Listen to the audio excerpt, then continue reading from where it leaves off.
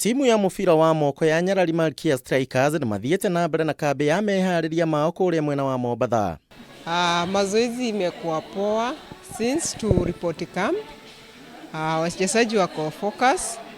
Hata saizi ukiona ko team building, but mazoezi pia huku inaendelea. Hatujakuja tu kujienjoy kwa sababu tunajua kuna game ngumu huko mbele.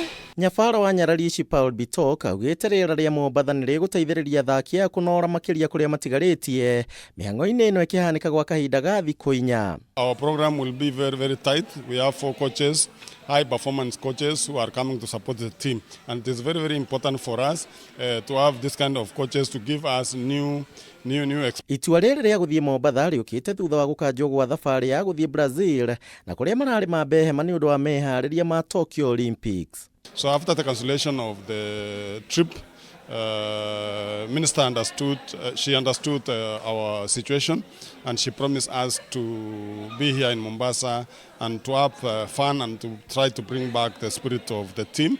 And we are very happy. We really appreciate that she understands our situation, and we want to have the best results during the Tokyo Olympics this year.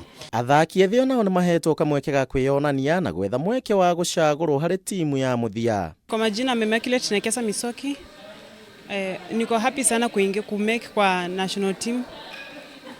Na kitu nataka kama player ni kukaza tu mazoezi na kusikiza coach, at least ni improve place niko chini. We started with 20 players, and by the time that we were supposed to leave for Brazil, we dropped 4, so we have 16 players now.